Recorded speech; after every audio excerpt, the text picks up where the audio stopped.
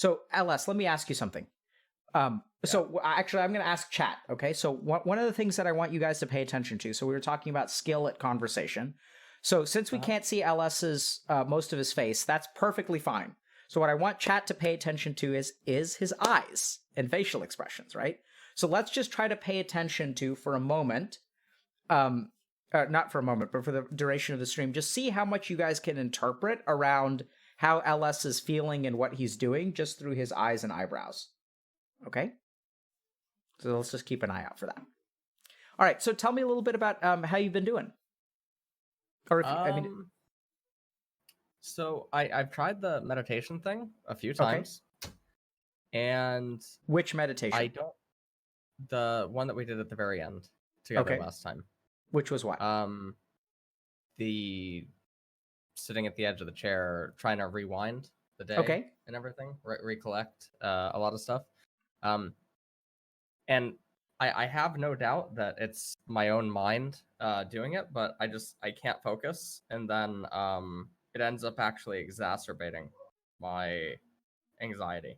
Or like I actually start thinking about other things that weren't presently in my mind, sort of like how when you're asleep at night and maybe your brain just doesn't let you sleep. And so there was actually 2 occasions where I just had to stop.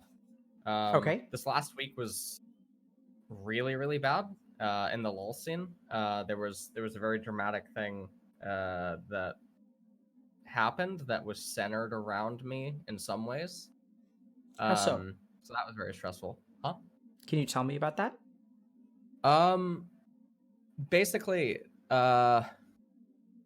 there's an argument or a debate or I don't know what you would want to call it over 2 items within League of Legends, and it is there's a lot that surrounds it, and the stuff that surrounds it's basically like you have to really go into the minutia of go for it. Items and spots. So there's 2 items in League of Legends. There's an item called Liandry's Torment, and there's another item called morellonomicon.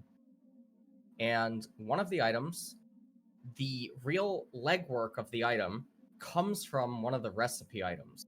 So you play Dota, so I imagine maybe there's items. Okay. Yep. So imagine that there's an item that gives you 15 magic penetration and 25 ability points. Okay. And that item only costs $1,600. Okay. Okay. So when you upgrade it, you have to spend $1,400 more, and all that you get is 50 more ability points. Or I'm sorry, it gives you 20 ability points, 15 magic penetration. And when you upgrade it, you spend 1,400 more ability points, 850 of which is a component item that goes into many, many other items. Okay. And all that you get is an extra 100 HP, 50 ability points, and then a passive called Grievous Wounds, which reduces healing by 40%. Okay. So one of the things that I've been, I don't know if you want to call it like preaching, or I've been very outspoken about for the last year and a half. And I've been very vocal on Twitter and in videos and in casts, is that the original item, the orb, for $1,600 is really, really good.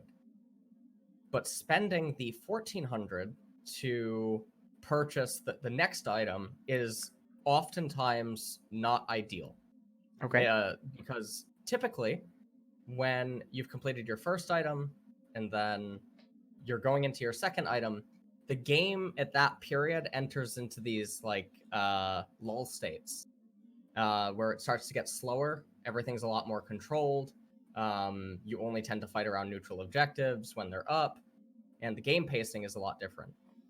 So I'm one of the nicknames that people use like as a play on my name. There's even some people in your chat with it.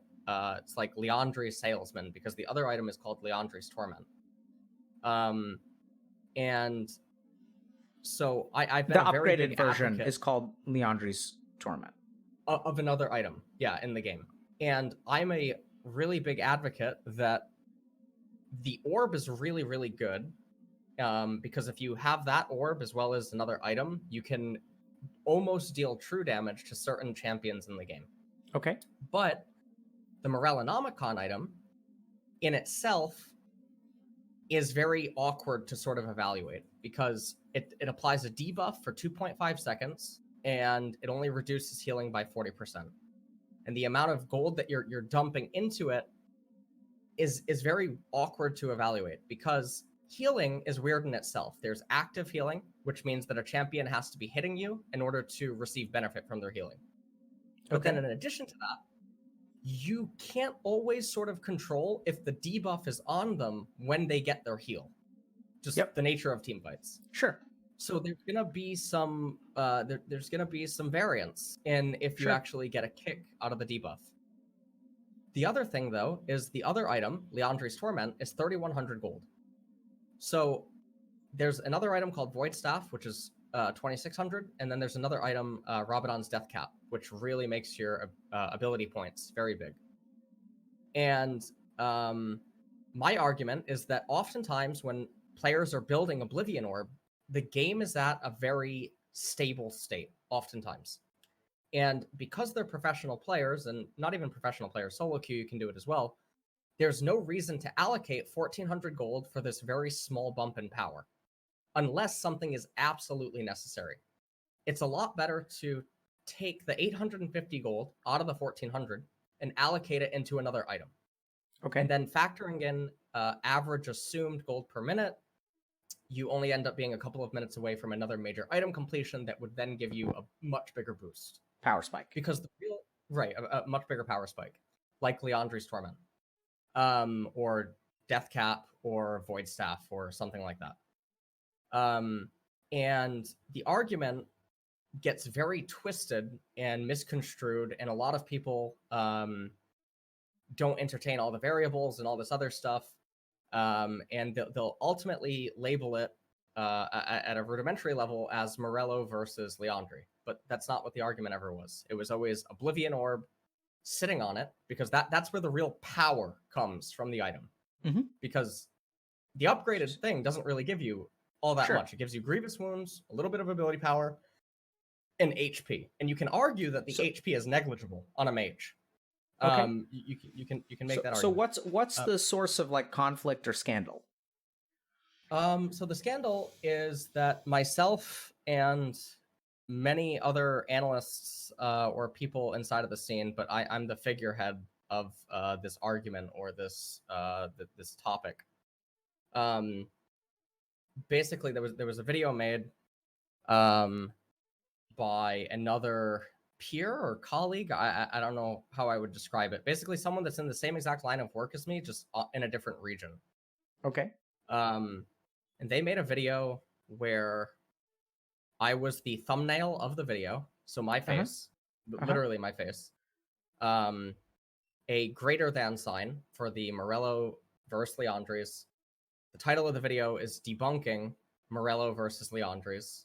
So I'm basically being used as a figurehead. Throughout the course of the video, I'm the only analyst referenced. I'm the only analyst whose name appears in the video. I'm the only analyst who has other mentions in the video. Video is 27 minutes long.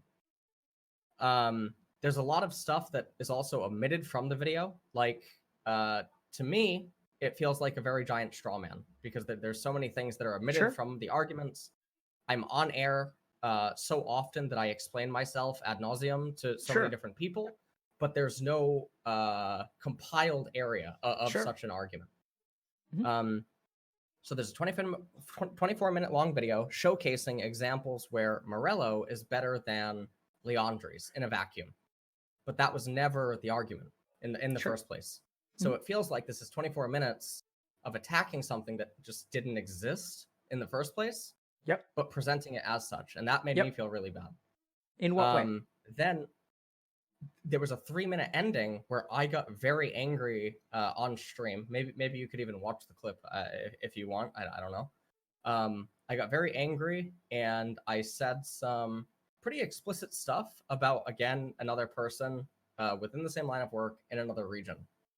And when that stream had ended, I had actually felt really bad after blowing up. I deleted the stream, the clips, etc. And I thought to myself, you know, I was feeling really stressed and tilted in the moment. And it was during one of my LCS co-streams. That's like permission that Riot Games grants to certain individuals that allows them to actually stream the premier tournament, the LCS. So in the middle of one of my streams, I got linked a donation. I had a lot of my chat flaming me, saying that I got flamed on an official European broadcast. So I think to myself, what the hell is this? So I watched the clip on stream. I see stuff that I believe I talked about this actually with you last time, but this is before the blow up in the community happened. I said, what, you know, I felt really awkward listening to something that was being said, and I felt like it was being misconstrued. And then because my chat is flaming me, and I received other stuff about this from other mediums, like on Twitter and stuff, it felt really bad. So I reacted very poorly inside of the moment. So what? In what way do you? So you've used the phrase "feel bad" a couple of times. In what way do you feel bad? I feel bad knowing that that's not how I would want to ever really conduct myself. And then I know that if someone spoke about me in a similar manner like that, it would feel bad as well. Even if I can take it, or I can, like, if the person is like accurate maybe in their assessment or what they're saying, maybe it hurts less, but it's just not good for anyone. And it shouldn't have to be that way. And it shouldn't get to that point. Okay. And then also I feel regret that I didn't manage it. I didn't manage my stress, my stress in the moment better, as well as my frustration, like pent up frustration. Okay. Yeah. So let me ask you this. Okay. So some of this is actually, Alice, can you hold on a second? I think I may have just figured out what I need to do to fix this my video. Sorry for that. Yeah, it's okay. Oh. Shit. Okay, I'm not gonna touch anything because I may have just. Okay, I'm gonna just leave it alone. Okay, so, so one is that. So it sounds like you felt bad, and you felt bad because you were, you didn't represent yourself in a way that you're happy with. Right. Right. So what does it feel like to? What does it feel like to be strawmanned on the internet? Well, I know that the last few days I contemplated what the fuck am I even doing? In the sense that it doesn't. What does that mean? I was just on air, right? So much the last month and a half, for instance. And as much as I was on air, as much as I had conversations with either professional players or other people on air, because it's not compact and available in one small like video or something like that, it's spread out throughout, Sure. hours upon hours upon hours of streams or castings. And to see that something can just be picked in pride and strawmanned and then have that actually impact you in a very negative way potentially is very I don't know. I remember sitting there. I remember thinking to myself, I'm gonna blow up. I was streaming. Wait. I thought to myself. Wait 1 second. So yeah. Before you start thinking about what your reaction was, what is the feeling to being strawman on the internet? What is that? It feels surreal. That there can be so much that just it's really weird. it's not that it can't be refuted or shown as such. It's that it takes a lot of effort to do it, and it's so fucking insane to me how easy it is to do it. But it's also it's very angering, the nature of it, like how I don't know, man. It pisses you off. It sickens me in a way, because I attribute it with dishonesty, and I attribute it to like false journalism, if you know what I mean. When Sure. someone just wants to get a piece out to be the Mhm. first one, but they Mhm. don't care about the accuracy. Yep.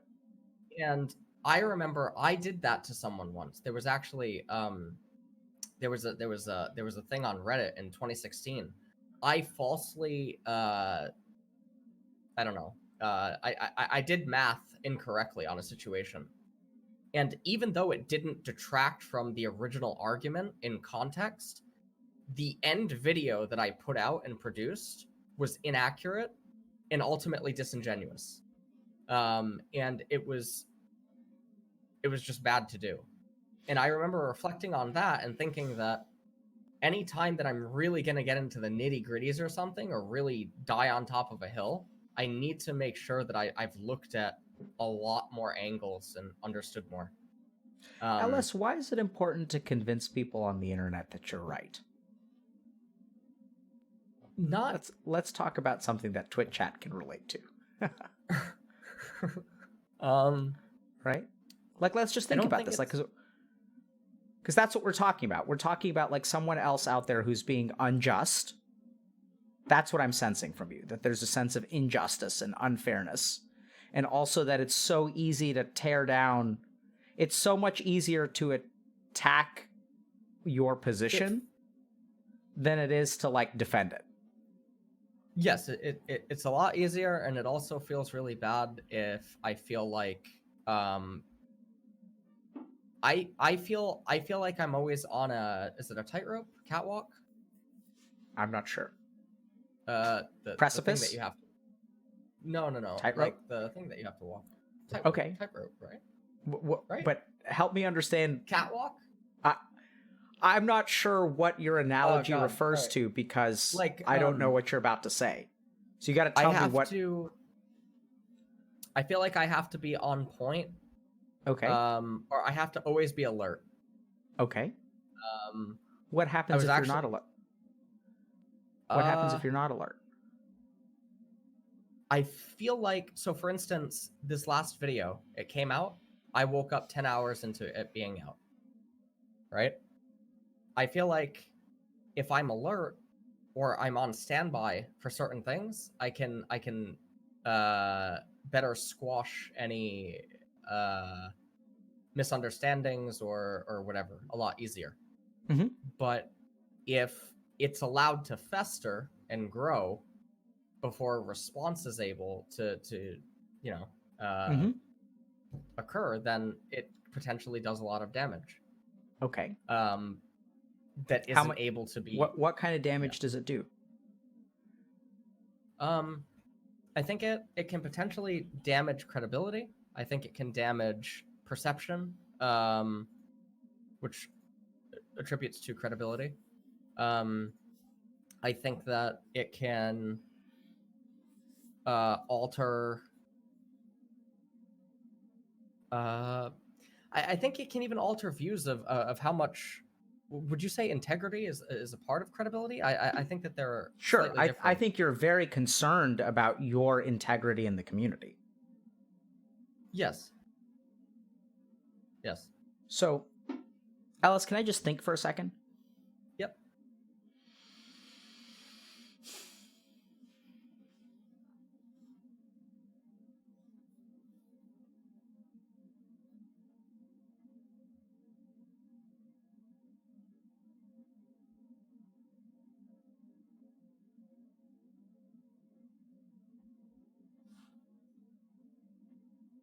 Give me a second, okay? Yep.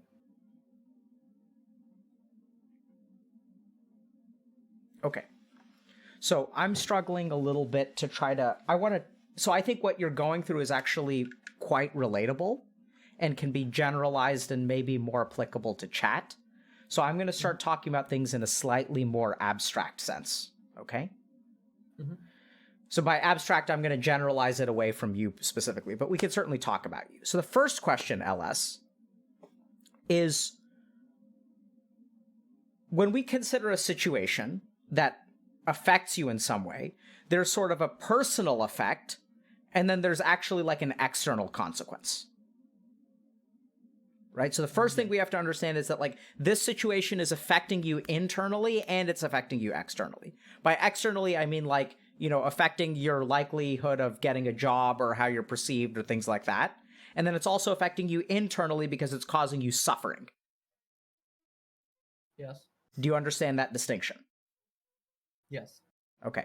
So how closely tied are the suffering that you feel from what the world, like what is the relationship between what happens in the external world and your suffering?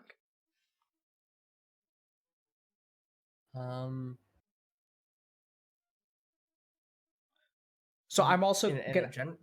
Yeah, go ahead. Yeah. No, do you mean in a general sense? Sure. I think that I constantly worry. I guess I don't know how to answer that. I don't know Okay, how to so articulate I'm it. going to ask you in a specific way, okay? Yeah. And now apologies because we're going to have sort of like a three-way conversation because I'm going to ask Twitch chat some things too, okay? So how much of you being upset about this situation, or maybe upset isn't even, let's just use the word suffering. So how much of your suffering is related to something about the outside world? Like the way that you're being misrepresented, the way that people are going to view you, sort of a loss of integrity. Like how much of it has to do with them? Like the outside world. Like, oh, now that like this guy made this video, people are going to think that you're dumb. Like they're not going to respect you, but like it's unfair because, you know, he's not accurately representing your viewpoint. I would say that within my job, that's a very, very big stressor. Or within my line of work. Okay. So how much of your suffering do you think is tied to the external, like something about the outside world? Like either how you're viewed or you know, how you're respected or whether you're misrepresented? Outside world, I don't really bother with too much. Unless you're also talking about, well, like I'm talking about the league community.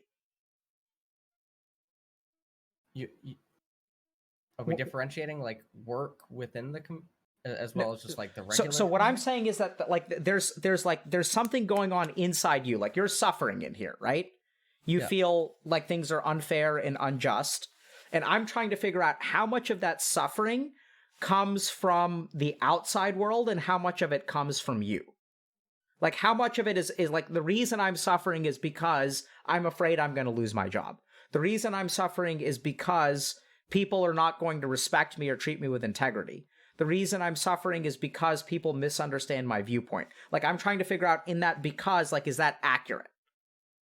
I think that I think a lot of my suffering, or I think a lot of my mental pain and stressors lately is that the deeper that I seem to be going in a lot of things, the more I seem to lose my idea of what I'm doing more, and that harms me. What does that mean? A lot. In the sense that when I experience things like this, like the straw manning or the stuff like that, it makes me think there might not be a real purpose to anything that I'm doing, and that starts to really just get to me. Because it makes me think I'm wasting a lot of time. Okay. So let me just make sure I understand that. So what I hear you saying is like if you try to do something, right? Like so in the league community, like you go like you've gone harder and deeper into the league community. Like you're streaming, you know, 2 tournaments at a time. You're posting things, you're sharing your opinions. You really love strategy. Strategy is a beautiful thing. It's like what motivates you. It's what's motivated you always. and the further you get in this community, the more you wrap yourself up in it, you get something happens that's negative, and then it makes you question whether your commitment to like all this time investment and everything that you've been doing is like worth it or not worth it. Yeah, and then it brings me to some really dark places. Sure.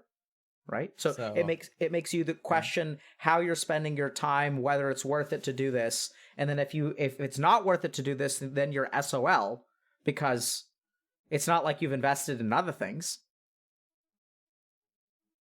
Yeah, that's it's a really unsettling spot that I'm actually in right now. Yeah. Also, yeah. No. Yeah. So just continue, because I don't want to segue. So this is going to be tricky. So I'm going to ask Twitch chat for a second, okay? Yeah. Oh, fuck. How do I even do this? Hold on.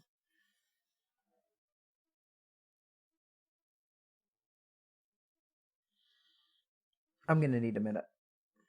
Yeah.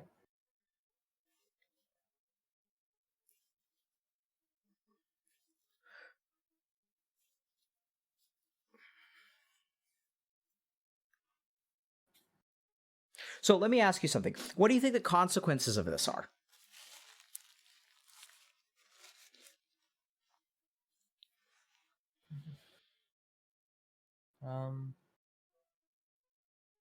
What are the consequences of the video? The video didn't actually seem to...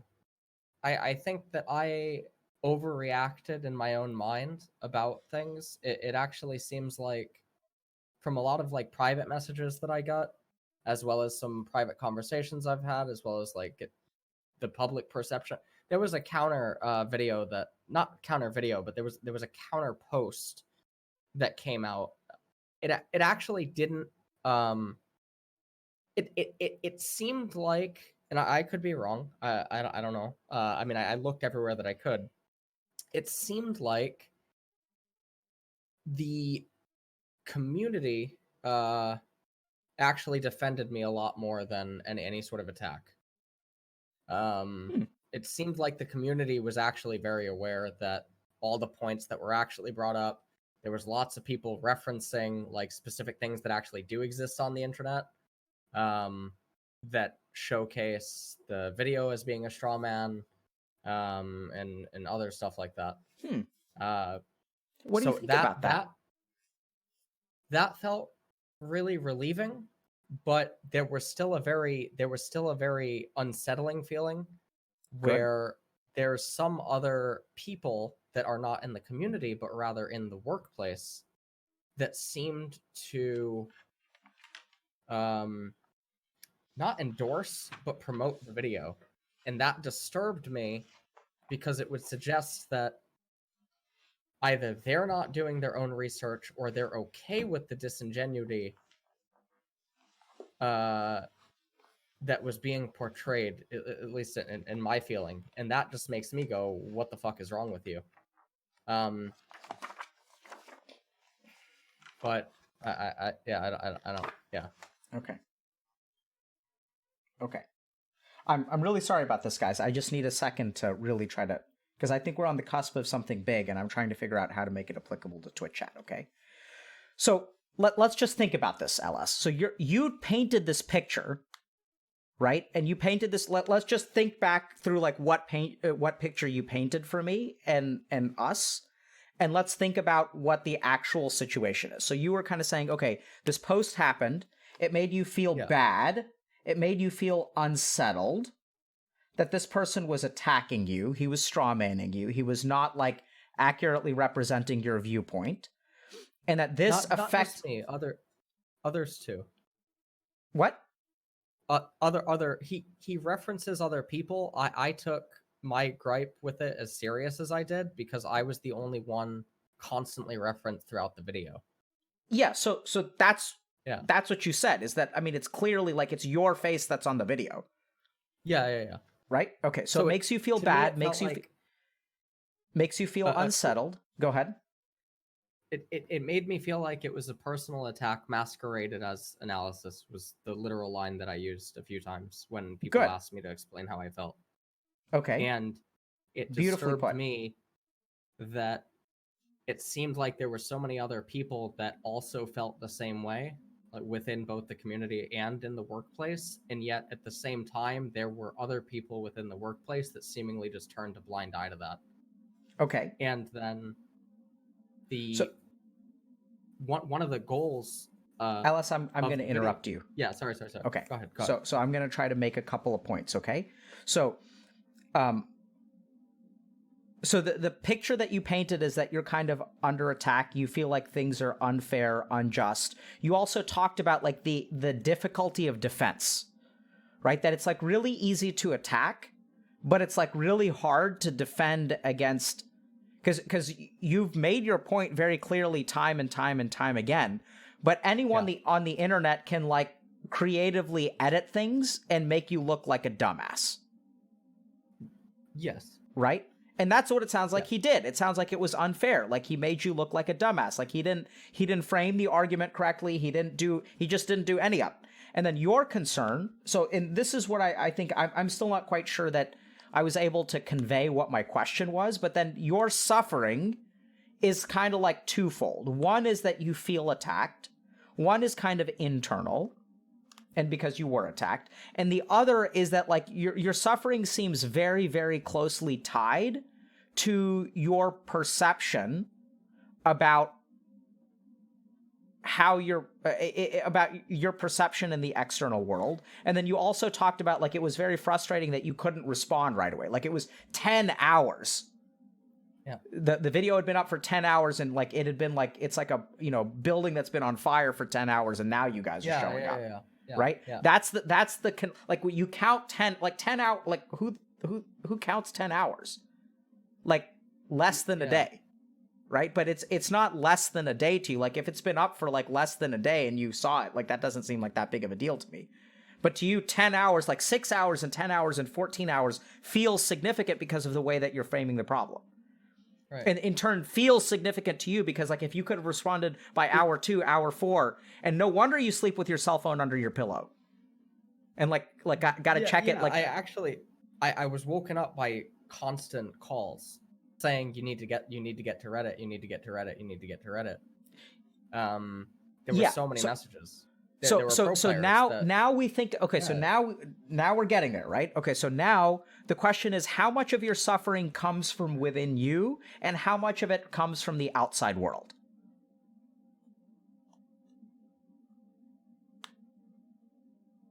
I don't know how to answer that, even in like a number percentage. Yeah. I think that it varies depending on topics. I understand. It's a hard question to answer, right? So here's what I think is going on. So I think you're trying to control things out there. And if you try to control things out there, that's the way that you feel better within yourself. Because you're telling me that when something like this negative happens, it's like a tsunami that hits you. And then your psychology goes like when one negative event, which by the way doesn't actually sound that negative because it sounds like you're well respected by the community and people are coming to your defense all over the place, that they can see this guy for what he is and that you actually are respected. But that doesn't seem to matter. That comes in. We've been talking now. It's not. Yeah, go ahead. No, I just did. I don't know. That sentence didn't sit with me. It's not the guy for what he is. It's just the video. But the guy fine. Is a fine person. Yeah. My point is that for the first 35 minutes of our conversation, you've talked about this in the perspective impact it has on you, and yet when we actually ask you about the impact, it seems like on the contrary, you have a lot of reasons to feel positive because not only like do you not have to defend yourself, people are doing it for you. Right, but it's weird that like that's not the you didn't say, by the way, there's been this controversy, this guy kind of attacked me on the video and a lot of people came to my defense. The sentence of they came to my defense is like uncovered like late into the conversation. And part of that may be just you're providing a lot of context and detail, which I asked you for, so we just naturally got to it like over time. Possible. But I don't think that's the case. I think that anyway, so let's just take a step back. So then when this thing happens, like there's a tsunami that hits your psychology, and then as you put it, you start to think about whether this is a waste of time. Should you be doing this? Makes you question your life. Your life goes to a dark place. But while there's a tsunami because this guy posted this video and it makes you question your integrity, not question your integrity, but when you're afraid that your integrity is under attack, that it's almost like you're paranoid that people are like, you can't be reassured that like people know you for who you are. You're paranoid that this attack is going to change the way that people think about you. Because I can't manage the. I know about the differences between views versus comments versus. What can't you manage? What do you mean? You were about to say I can't manage, and then you cut yourself off. Oh, I can't manage the people who don't read the comments and just watch the video. Yep. And I don't know what that number is. And how does it feel to not be able to manage that? It fucking feels like holy shit. Just Jesus Christ. Apparently this is possible. What is it that's possible? Anyone can just say anything. Yep. And I know that is obviously a thing, but it's terrifying, right? That you can work in this industry for so long. You can do such thoughtful and detailed analysis. You can try to elevate the strategy of the League community because strategy is a beautiful thing and you're attracted to it like a work of art. And this asshole can just make a video. I don't like labels like that. I know you don't like labels like that. This goes back to like, you need to start getting angry at people besides yourself. You remember that? Right. But maybe. So how is this guy not an asshole? Because I don't know what the actual intention is of the video. Sure you do. No, I'm not him. I have an idea, but the idea can be wrong. So until I actually talk with him, which I have a DM from him, I just haven't opened it for 2 days because I'm trying to manage my stress Dude, levels. let me explain something to you. When someone puts your face on the front of a video about analysis and then takes all of your analysis out of context and doesn't do it complete, I believe that is a personal attack masquerading as analysis, as you put it. I think that's a fair assessment. Happens all the time on the internet, right? And I think when someone attacks you, I don't think it's out of line to call them an asshole in that situation, because it does sound like they're being unfair. So there's a lot going on here, LS. The first is that I'm still not sure like how you understand who you are versus what the outside world is and where the origin of suffering is. Like, I think you're suffering, so let me just be very clear, okay? So I'm going to just speak now instead of trying to ask you like questions that could be leading. So I want everyone at home to listen to this too. Suffering comes from within. Suffering doesn't come from the external world. And the reason that suffering comes from within is those who try to control the external world are the ones that suffer on the inside. So earlier I was asking Twitch chat, how much of your suffering comes from the external world? And they said between like 80 and 100%. And they're 100% right. The crazy thing there, though, is that even though they're like 100% right, they're kind of wrong in a weird way. There's another step to it, which is that you trying to control the external world and you trying to control people's opinions of you, you trying to control how many people, like you are tearing yourself apart because people are watching the video and not reading the comments. And that is like, that's tearing you apart. And just think about that for a second. You can't control that, absolutely, right? And yet we tear ourselves apart all the time for things that are completely out of our control. And in fact, the only way you can tear yourself apart is to control that which you cannot control. So like, if you want to let go of all of this stuff, you got to let go of all of it, right? You got to understand that the most that you can do is present your analysis. You can't force people to read YouTube comments. And the crazy thing, LS, is that that is a strategy that is actually going to work. And we have evidence that it works. Because newsflash, you're actually a professional within the League of Legends community. Newsflash, when someone makes an attack video like this, people rise to your defense. How did you get them to do that? Did you control that? I've always, you know the quote by Reagan about like the light and the heat. You know what I'm talking about? No. Like I think this is actually like not a problem maybe, but it's what I'm thinking of when you're saying that I can't control this stuff, right? But I think that I've lived by, especially in like my like I don't know survival instincts or within this community especially. If you know the quote, I think it's by Reagan. If you can't make someone see the light, you make them feel the heat. You know, of the light, obviously, if they choose to turn a blind eye.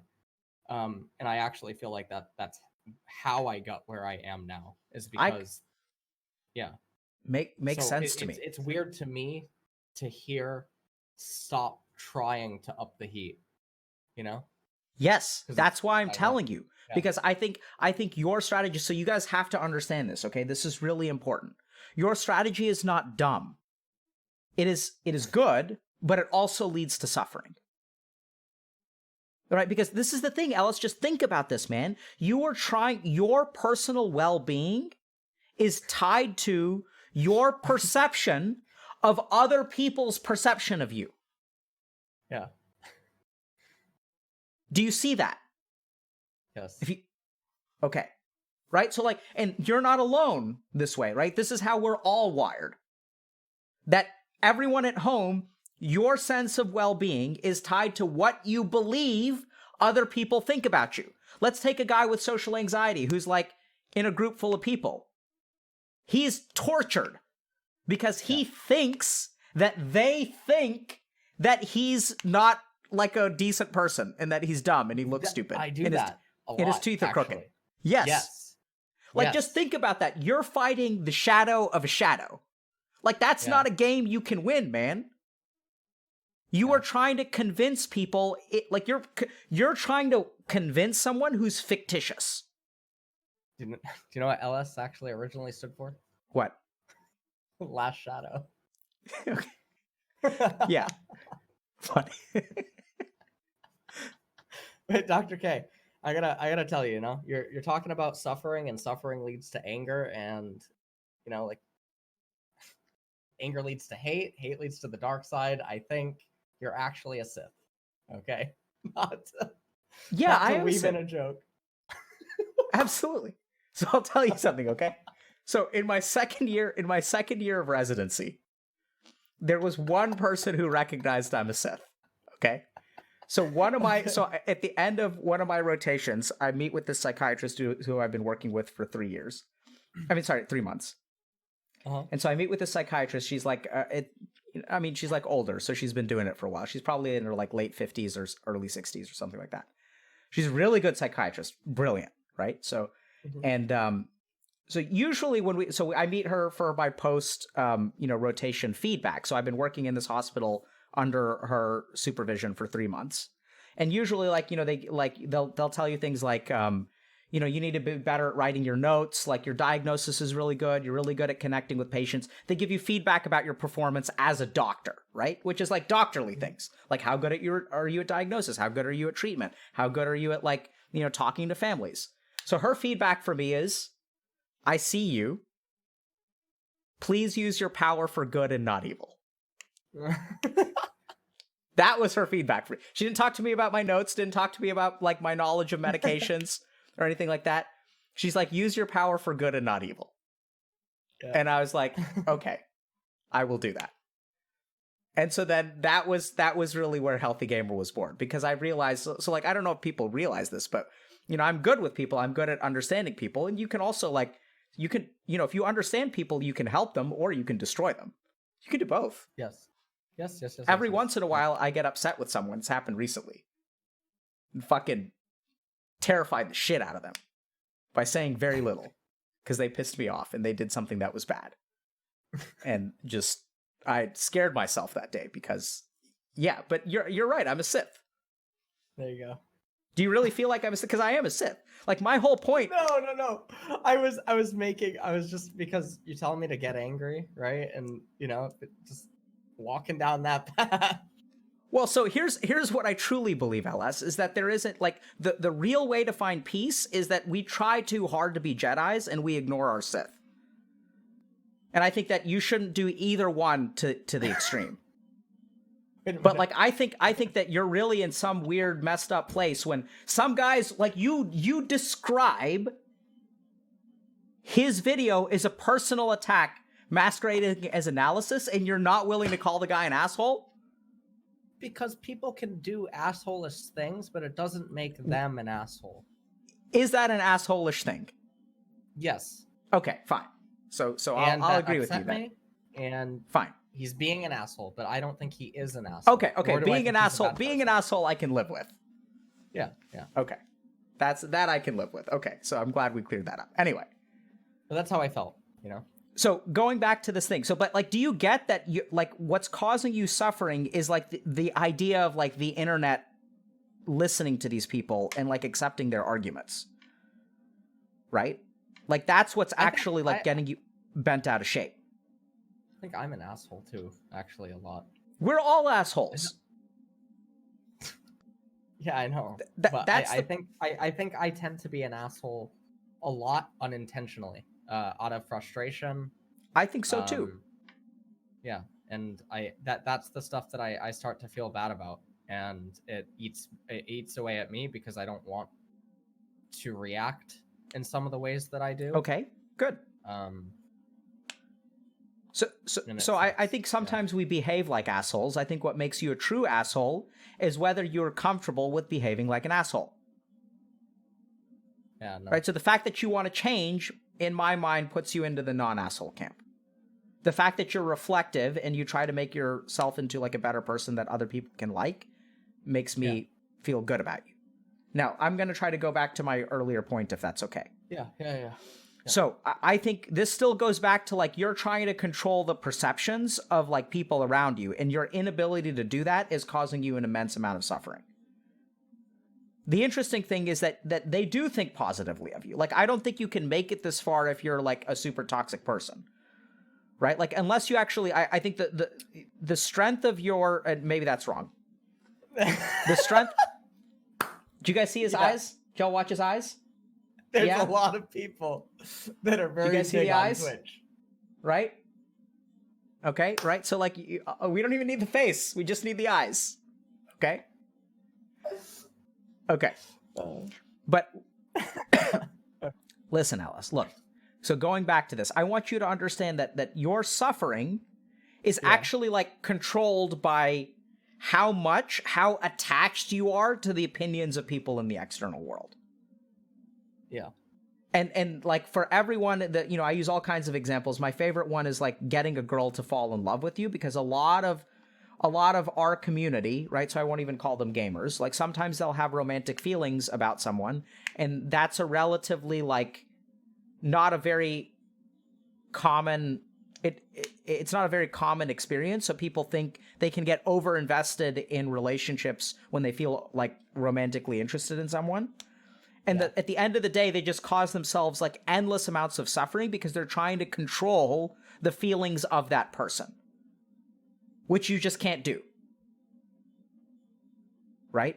And the odd thing is that if you really look at it, like you're saying, there's some people at your work that are kind of like, they're kind of talking about you, or they're maybe thinking certain things like, fine. I mean, I wonder how much of that is cognitive bias. I wonder what they're actually saying, how you're being perceived.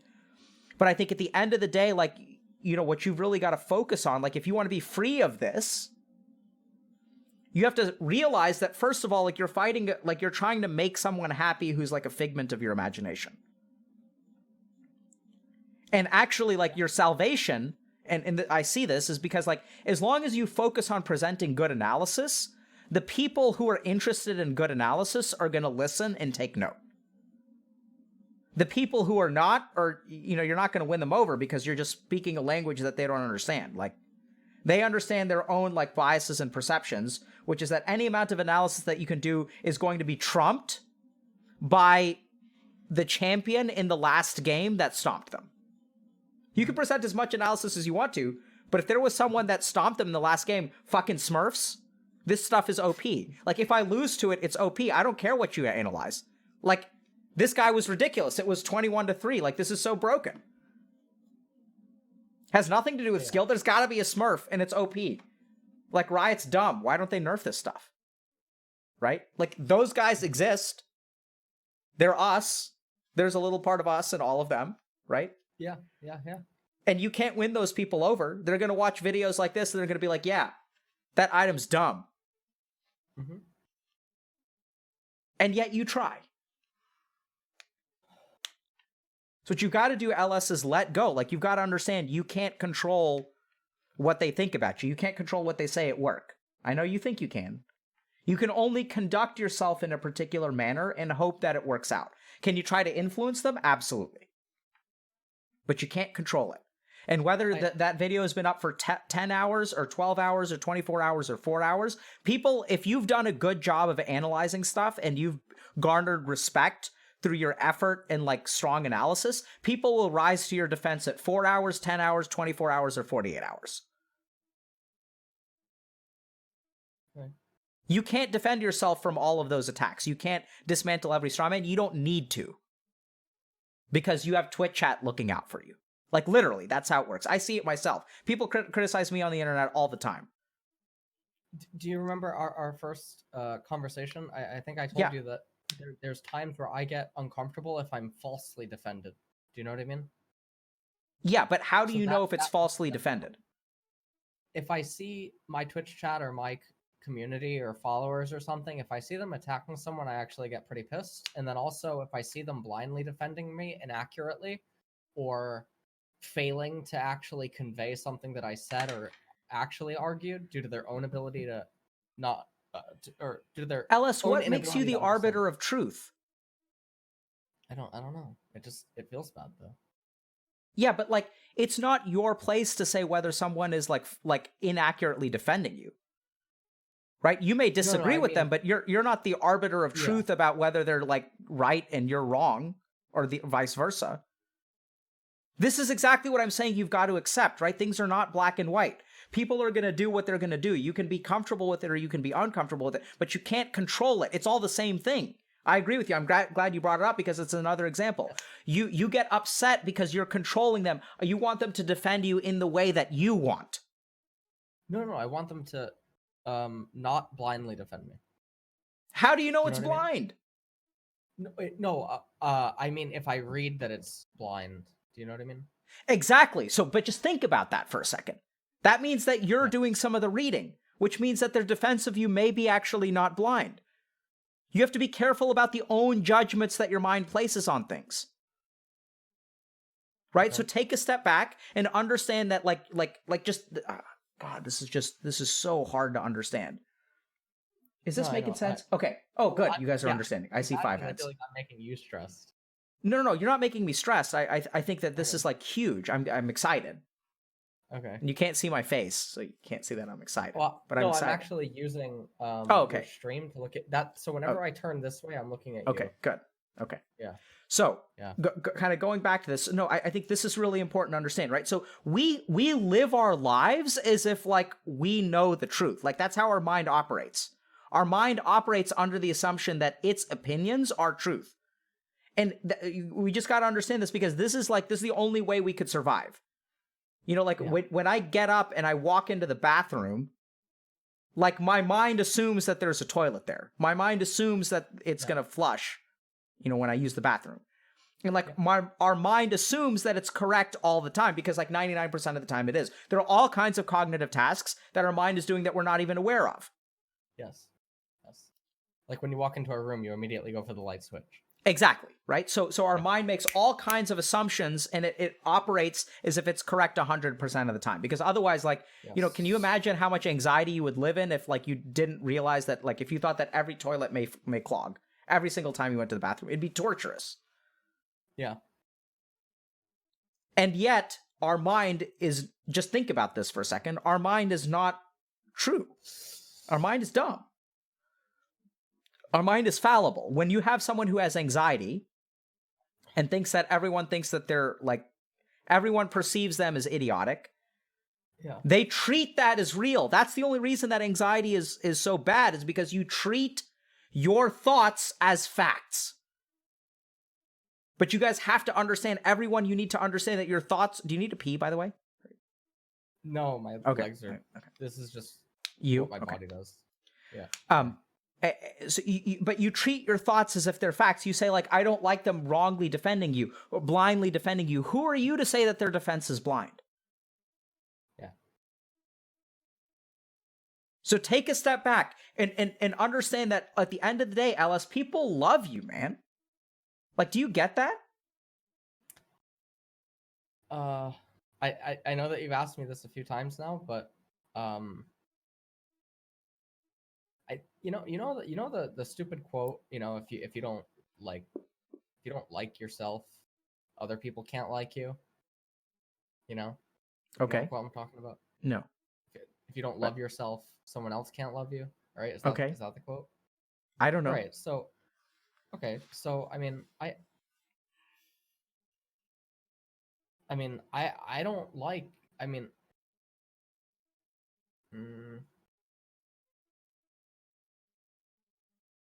I don't know how to describe this. I don't like myself at all.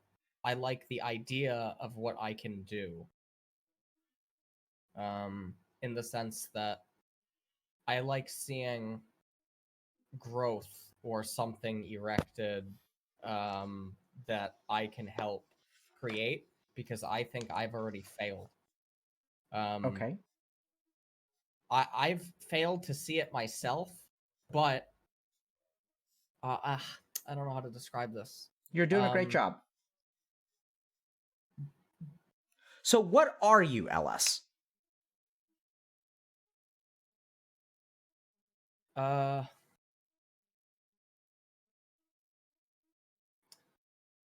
I think that there is a lot of things that surround my persona that will prohibit me from achieving what I would want to achieve in the end, but I can have it live on through other things. And when I say live on, I don't mean my life. I mean, okay, work within the industry. I'm with you. I believe that you believe that. But what I'm asking you is, what are you? I'm not asking you about what your limitations are. I'm not asking you about how you're going to fail at your goals. I'm asking you, what are you?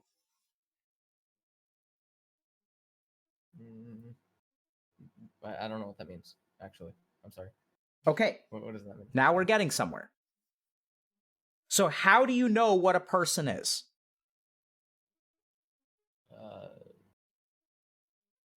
Based on behavior or things that they do, things they say. Okay. Patterns, idiosyncrasies, what color clothes they choose to wear. Okay. What kind of clothes they choose to wear. Okay, so I'm hearing choices and actions. Yeah. Right? I think actions over a prolonged period of time are infinitely more honest than any words a person can say. I completely agree with you. So I'm going to go back to something that you said earlier. I forgot exactly what you said, but you said you don't like who the person you are, but you do like what you think you can do. That you think you're capable of action, but that you don't think you're, like, deep down you're like a good or decent or adequate person. I don't know exactly what that means. Like, this is your words. You said, like... Yeah. I like the idea that I can try to help people within the community. Like, eventually, this is longer term, right? Setting up more networks or like academies or something, just depending on how esports continues. So LS, let's just think about this for a second. So when I asked you, like, how do you understand what a person is, you said actions and choices.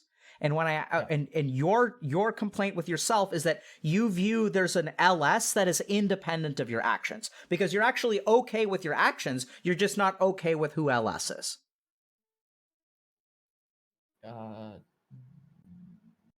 Yes.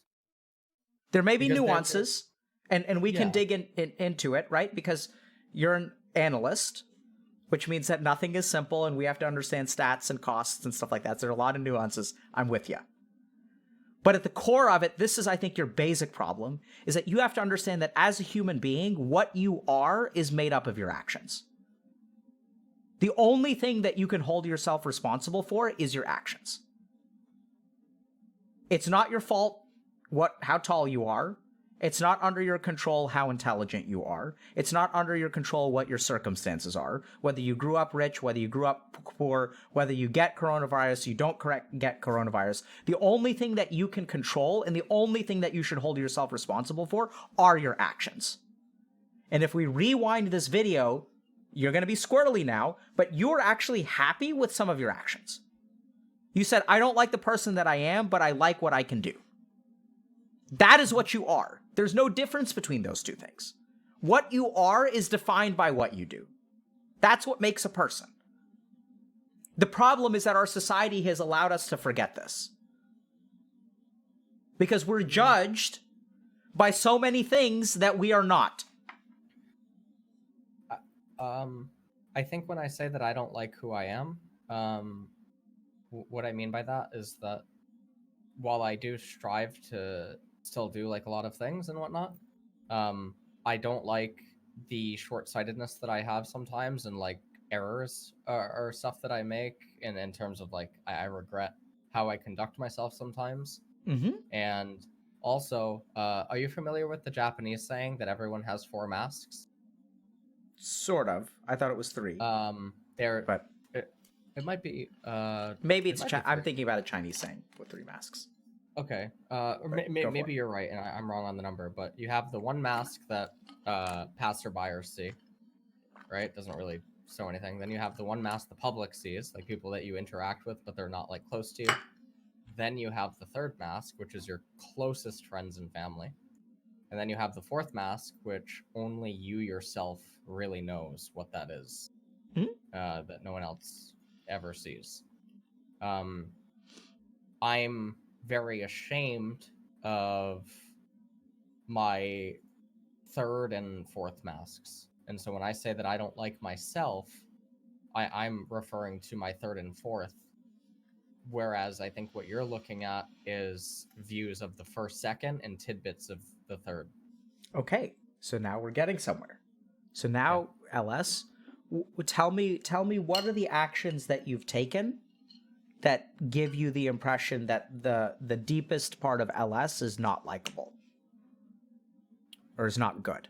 What I mean is like sometimes I'm crippled by the fear and anxiety and emotions, right? And I feel like that's weak. Not weak in the sense of how people think like weak and strong.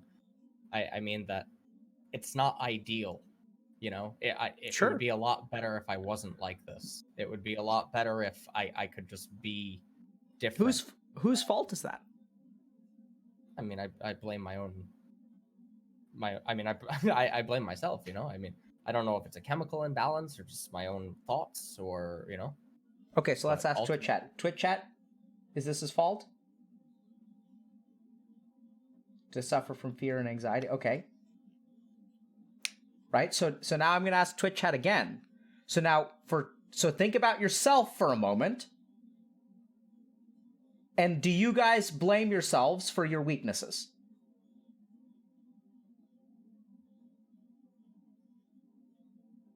Right? So this is the problem. That you can see it in someone else and you can see how foolish it is, but you don't see it within yourself. This is the challenge. So LS, I think this still comes back to forgiveness, man. I think you need to learn how to forgive yourself, and that's a tall order. I have no clue where to even start, and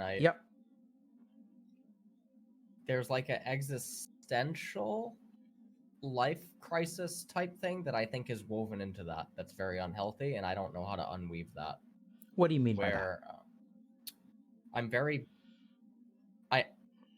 I'm very grateful and aware of where I am right now, like in my career. Mm-hmm. But I'm very bitter and angry. It took as long as it did to get here, but also that a lot of years from my adolescence feel stolen from me. And it gives me this like really weird sense of self where I never got to actually live certain parts of my life. Mm-hmm. And now that I can, it's like I don't want to.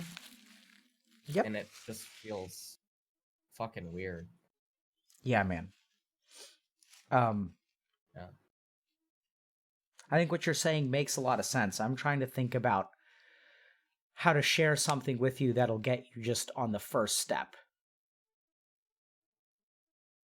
How can I actually help you?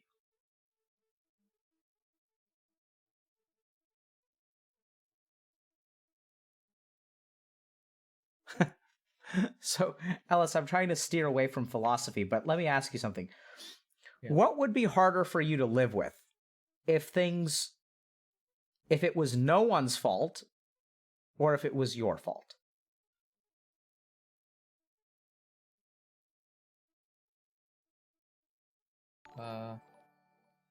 In regards to what? Anything. Just in general? Yeah. Like, let's say like your years of like, what you missed out on in adolescence. Would it be harder for you to live with the idea that like that's your fault or that it's no one's fault and it just sucks and is random? No one's fault. Is harder, right? Yeah. Yeah. So I think that's what you've got to work on. So I think blaming yourself is a way for you to protect yourself from just the sheer unfairness of what life has to give. And we seek order to comfort ourselves, and one of the quickest things that we can always blame is ourselves. So we get really, really good at it. It's really hard to acknowledge that something bad happened to me and there was nothing that anyone could do. Right? That you couldn't, like, it's just inconceivable to think that like you could, like, there's must have been something you can do. Because it's impossible to live in a world where random bad shit happens to you. Like, you can't function if you walk outside and you think that you can get hit by a meteor. It's just you can't function in that world. Right. I want to believe that there's always something that could have been done. Yeah. Yeah. And that's just not true. Like, you get that objectively? Interestingly enough, no. I don't resonate. I know that I've thought about this actually a lot. Okay. Yeah. Okay. So now we have a different meditation technique for you, okay, LS? Uh-huh. So listen, before we transition to meditation, I think what do you think about today? Today was, I think, the most stressful. Just because I think it's also hot and recent, like literally within the last 48 hours. And so I think revisiting a lot of things, but also, like, just before this call, I was telling someone I live with that I'm feeling a lot of the like symptoms of my like emotional implosion coming, like the cycle thing that I talked about. Yep.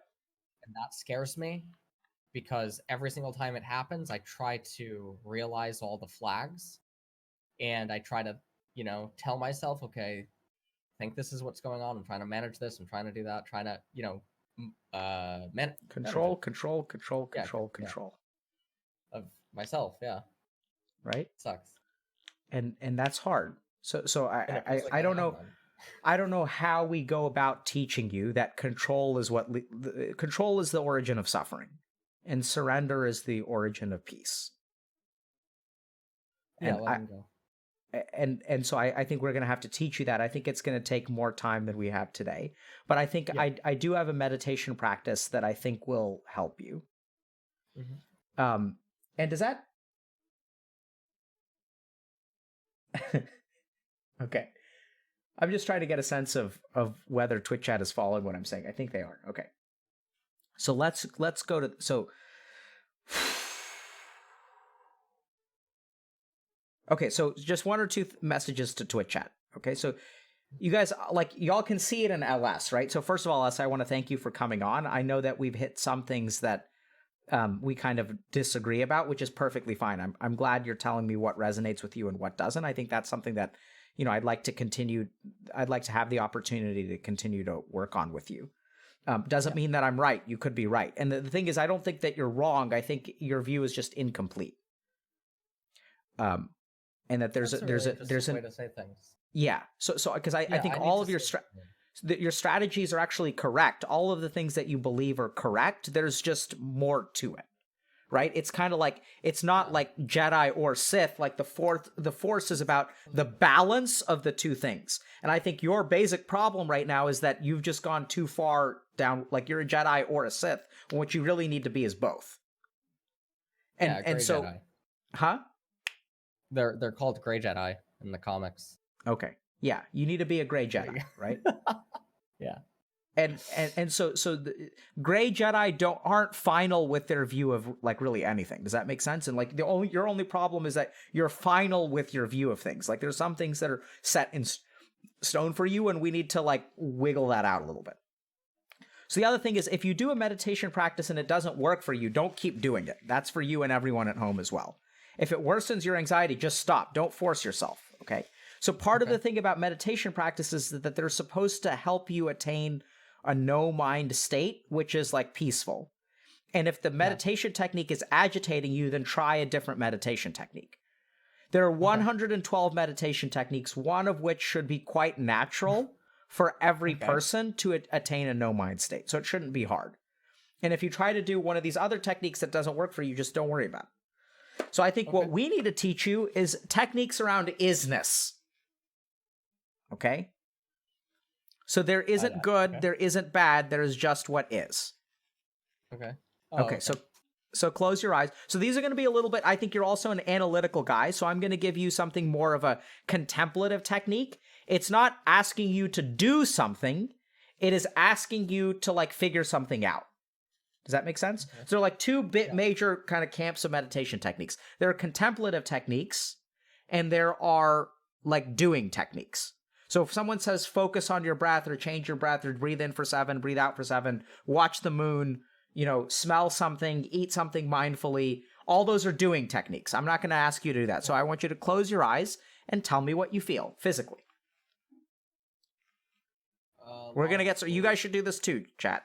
So close your eyes and just notice what you feel. Tell me what you feel. I feel my heartbeat. I feel a lot of weight in my hands. I feel differences in maybe the air moving around me. Okay.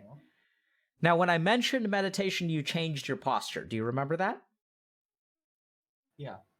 Can you go back to your old posture? This one? Yeah, very good. Sitting? Yeah, sure. Now close your eyes. Okay. Tell me what you feel. In difference in posture.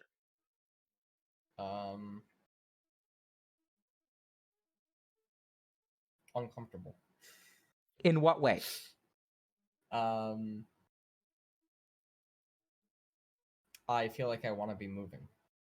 Okay. Like right now, I'm consciously making my limbs still. Okay. So, okay, good. So let yourself move. Don't hold your limbs still. Now I don't want. now I don't want to let. It's really weird. It's like an itch that. Let it happen. Now I'm like locked. I don't know how to. Let go of the control. Let your body move. Yeah, I know. I don't think I'm even in control right now. I think it's like happening on it.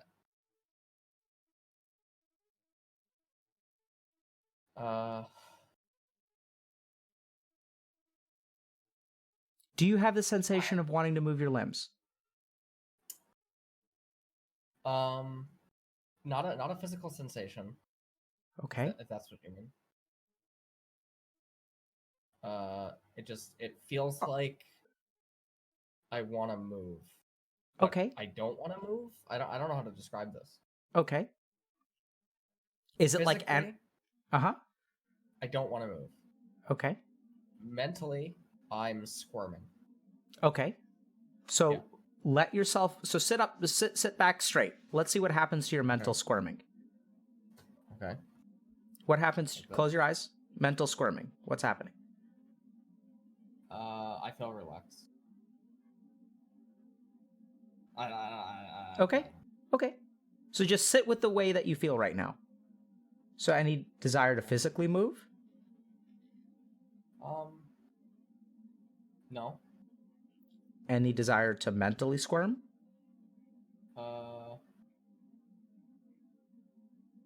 No. But I Okay. think I've realized this about myself, though. Maybe one of the things that you might notice, right? The 3 times that we've met, I always wear a hoodie. Okay. I do a lot of things that try to make myself comfortable to manage stress.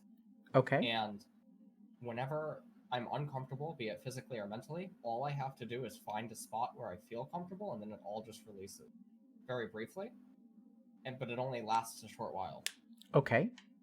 So now you feel comfortable. Yeah. So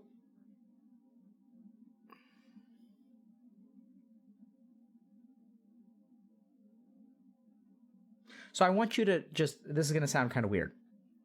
So I think what you described as comfortable is actually not good or bad. It is. Okay. Does that make sense? Yeah. Right? So there's just a certain, like, you're in, like, comfortable for you is not necessarily good. It's not relaxing. Comfortable to me is indifference. Yes. Exactly. Yes. So it is isness. There is isness. It's not good. It's not bad. It's the gray Jedi. It's not the Jedi. It's not the Sith. It's the middle. That's what isness is. It is not. Okay. You don't attach a value judgment of good or bad. It just is. Right? Yeah. You with me? Does that make sense? Go back to leaning on your chair, like other position. Okay. Eyes closed. What do you feel? My legs want to move again. Good. Good. So let them move. Mentally, they want to move. Physically, they don't. Okay. So I'm not going to force them to move. Try forcing them to move. Do it. I can force. But what happens when you force them to move? The left one. Well, I have muscle. I have do you know? Well, of course you know. Delayed onset muscle soreness in my left one, so that one just feels really heavy. But okay. Now I'm just in the rhythm, so it doesn't feel like anything anymore. Okay, so let it happen. Now, how do you feel? Mental squirminess? No. Physical squirminess? No.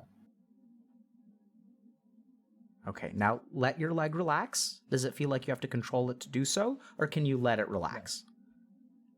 Yeah, it just feels empty. Nothing. Okay. Okay. Now go back to sitting up straight. Okay. So now try to find your isness.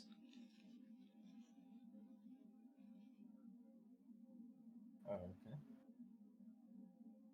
Can you find it? If you don't know what I'm talking about, just let me know. That's what I don't know what it is. Try to find your neutrality. So try to just, are you comfortable? No. Okay, good. Right? So now what's uncomfortable? My left leg. Okay, good. So what does your left leg want to do? Stretch, which I'm doing right now. Okay, good. So let it stretch. Force it to move, but yeah. Okay. And what happens to your internal sense of, so just let it do what it wants to and sit with whatever it wants to do. Uh-huh. And then are you done stretching? No. Okay. So then just hold the stretch. Like, you're like stretching it out, like you're resting it on something? Okay, good. So I want you to focus fully on the sensation of stretch. Yeah, the stretching feels very good. Right? So just sit with that. Yeah. And when it is done, are you trying to control it?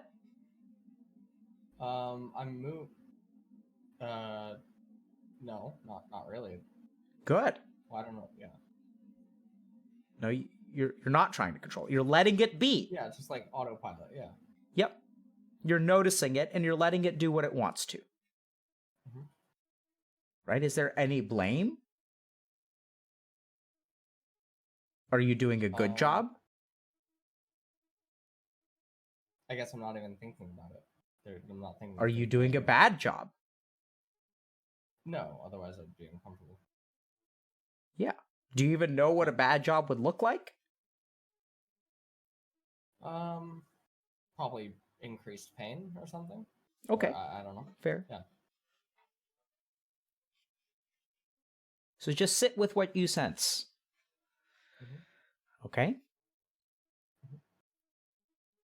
All right. So now go ahead and sit. We're going to sit that way for about 60 more seconds. And I want you to just sit with the sensations in your body. If your body calls to you to do something, I want you to let yourself do it.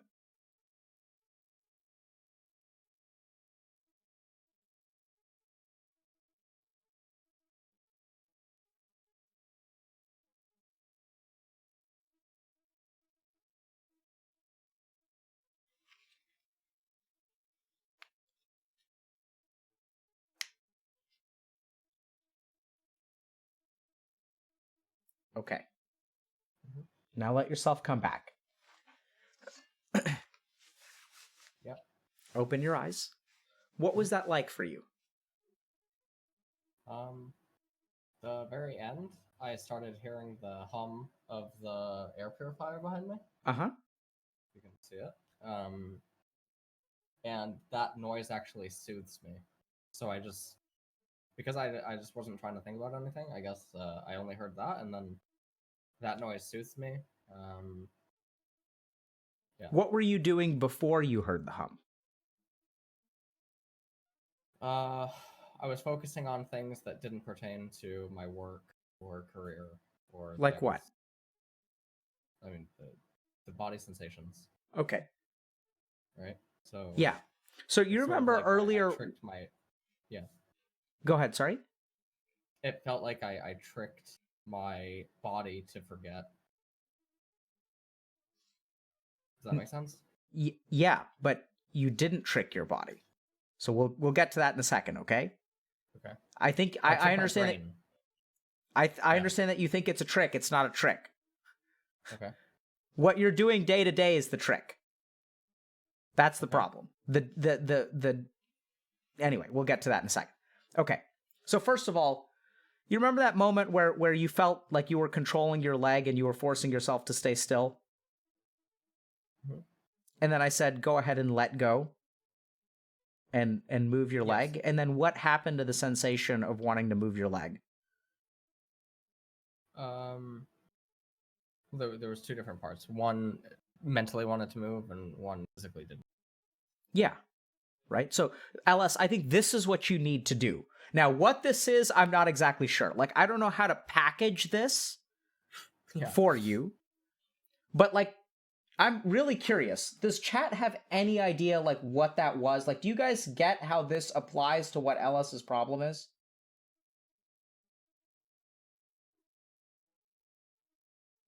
I'm getting yeses and nos. Okay. So it's my fault for trying. I got to think about how to explain this. So, LS, what I want you to learn how to do is essentially sit with what is. Okay? Because I think you're going to discover something very strange, which is that as you try to control, it requires effort, and you also create for yourself suffering. And that when you talk about yourself in terms of like being a failure or like you messed this or did that, these are all judgments. You're taking your experience and you're attaching a label of like good or bad or insufficient or like, you're attaching something to it. It's not just what it is. It's like something you're adding on.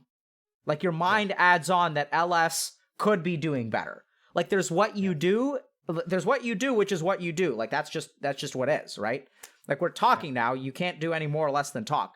Afterwards, you can go back and your mind can tell you, oh, like you should have done a better job. Your mind attaches judgments to all kinds of things. And I think that judgments and control, like your mind also tries to control things, because if you think about like rating yourself as insufficient, if you say, oh, I did a bad job, it's going to try to control the interaction next time. Does that make sense? Yeah. Judgment and control are intertwined. As long as you're judging, you're going to try to control. And as long as you're controlling, you're going to make a judgment. Because if you want something to change, you have to judge it for where it is. Mm-hmm.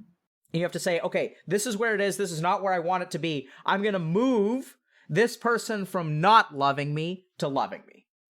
And in order for you to want to control them and make them fall in love with you, you have to make a judgment about the fact that they don't love you and that's not okay. And you love them. So judgment and control are intertwined. What you need to do is sit. Your mind needs to practice being with what is, and not with what should be, and not with what could be, or not with what could have been, or should have been, or what you would have liked to done, shoulda, woulda, couldas. None of them. Sit with what is. And if you want to move, let yourself move. And you're going to discover a couple of weird things. As you start the process of surrender, you're going to discover like weird things, like, oh, actually, physically I don't want to move, but mentally I do. Like, what does that even mean? How does that work? How much of your life is being driven by mental squirming? What even is that? If you could overcome that, how would your life change? I'm not sure, but this is what you must explore. So literally my meditation practice for you is like the best way I can come about, like, I'm just making this up, okay? I want you to sit in 5 different postures every day with your eyes closed and notice what your body feels. Okay. Pick 5 postures. And as the sensations arise in those postures, it can be leaning one way, leaning the other way, one leg crossed over the other, cross-legged, sitting up straight, laying down, whatever. You pick 5 postures. Notice what's happening with your body and just notice what is. And then if you have a desire to do something, if your body is saying, okay, I want to shift this way, notice it, make the shift, and then reflect on what's changed. Okay. Got it? Yeah. Okay. Thoughts or questions before we wrap up for the day? No. Not the How was this? Was this helpful? The last thing, the last segment that we just talked about with like the isness is something that I consciously realized actually a couple of days ago. One of my housemates, his name's Max. Something happened with one of the monitor cables where it broke. And I started freaking out because I thought that it would affect my upcoming stream. And I was starting to get really stressed and anxious. And then he just reminded me, like, LS, nothing happened. $3, the cable is, in the store below the apartment. You know what I mean? Like, I don't know, my mind was just going a million places, but I was brought back just to, the cable broke, it's fine, go down to the store and get a new one, and so nothing happened. Like, beautiful. No money is lost. Yeah. I want you to... I told him later, after I calmed down, that really helped. And that was one of the first times that I think someone around me in close proximity in a very long time has even tried something like that. And I was sort of like shell-shocked at how quickly it helped me come down from my stress. I'm really happy that Max was able to do that for you, and I'm lucky. Yeah. I feel happy that you have someone like that. Yeah. And I also want you to notice the words that you used. If your mind is going a million places, it cannot be where it is. Right. Right? Yeah. This is really good. So train yourself through meditation to teach your mind how to be with what is. And if you train it and it starts to become familiar with what is, it's like learning how to dribble a basketball. Like meditation, you need to train your mind to become automatic at going to what is. And that has to be done intentionally first. And then if you find your mind going into what will be, or going a million places, try to tell it to come back to what is. But that has to be trained, hopefully through this technique. Yeah. Okay? Yeah. All right, man. Strong work today. Thanks a lot. Take care, man. Okay, I wish talk you to all you the later. best. Yeah, you too. Have a good day. Bye.